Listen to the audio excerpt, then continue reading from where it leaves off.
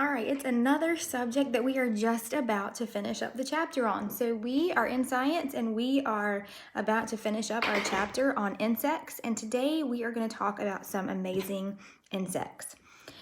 It's so crazy to think that God designed an amazing insect to be light enough to float on water and not sink. Like, think about it. If you were on water, you could make yourself float for a little bit, but then you would eventually get tired of using your muscles and you would kind of go underwater, right? Well, God has designed some insects that they can just do that and do it all the time. And God has a purposeful design in all the insects and animals and things that He's created. Now, if we look today on page 61 and 62, so if you'll go ahead and turn there in your science book, we're going to talk about some of the amazing insects that you see on your page, okay? All right, on number 1, on page 61, it says for us to observe the insects and use the word bank to complete each sentence. So the word bank we have at the top says leaf, wings, water, and wasp. Okay, so we're going to look at that first picture right there, and that animal is called a water strider. That is the one that can glide and walk on the surface of the water. It has short front legs for catching prey, so the things it needs to eat, and long clawed middle and hind legs for propelling and steering. So its back legs are the one that kind of tells it the way to go. So for number 1, we need to fill in that blank there. A water strider walks on top of the blank. What word can we use there from our word bank? We could use the word water. So we're going to write water on the line, and then we're going to cross it out in our word bank so that we're not tempted to use it again, that we know we've already used it, okay? All right, let's look at picture number 2. Number 2 is a photo of a fossilized insect.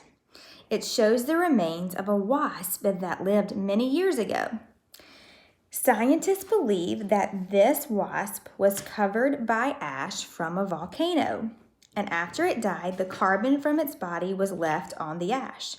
Today, the ash is hard, and the remains from the insect stay like a fingerprint in time. So number 2 says this is a fossil of a blank. What did we just see what did we read the scientists think it is? It's a wasp. So we need to write W-A-S-P on the line and then cross it out in our word bank. All right, number 3. What does that picture look like? It looks like a leaf, right? And it's a way that that animal kind of camouflages itself to stay safe.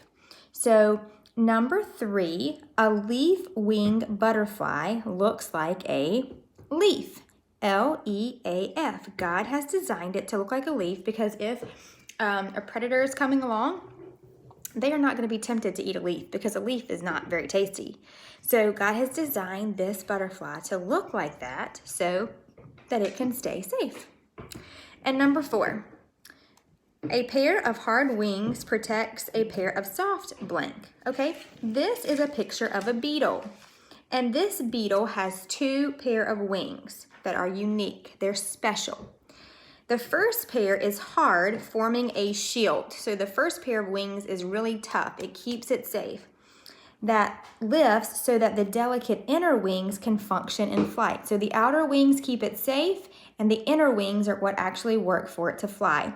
So number 4, we should write the word wings in the blank. W-I-N-G-S.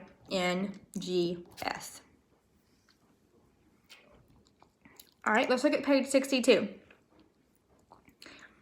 All right, I'm going to tell you some more interesting facts about some insects, and then we're going to fill in the answers on this page, okay? All right, some insects look like other animals. God designed the big spots on these butterfly wings to look like an owl's eyes. They may scare off an animal that wants to eat the butterfly.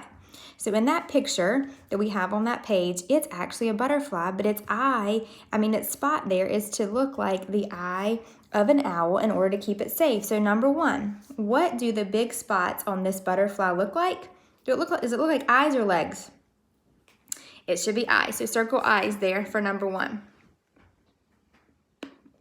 All right, number 2. Other insects exhibit camouflage. And that's the ability for an animal to blend into the surroundings. So in number 2, we can see that grasshopper there has blended in to look like the leaves that it's around. So the lines on the thorax and abdomen of the grasshopper blend in with its surroundings. So number 2, what does the grasshopper use to blend in? Does it use its hair or camouflage? It should be camouflage, so circle that one. All right, number 3, what does this stink bug use as its defense? Okay, the name suits the stink bug because it produces a foul odor when it's bothered. So when you bother a stink bug, it's going to put off a foul or a bad smell. So for number 3, we need to circle the word smell. And number 4, which insect communicates with light at night? We have a firefly and a mosquito. Which one? It would be the firefly, so we need to circle that. And it's getting towards the time of the year where you could go outside with a jar and you could catch a firefly and put it inside for a little while and your jar could light up. So maybe that's something that you can do once the weather turns nice for good. All right, so that is page 61 and 62. If you'll make sure you take a picture of it and send it to me. There are so many amazing things about the insects that God created, ways that keep them camouflaged, like the butterfly and the grasshopper, and ways that they use defense, like the stink bug. Lots of different ways that God has made insects unique in order for them to survive. All right, we will finish up the chapter tomorrow, and then we will move on for our last week of school. All right.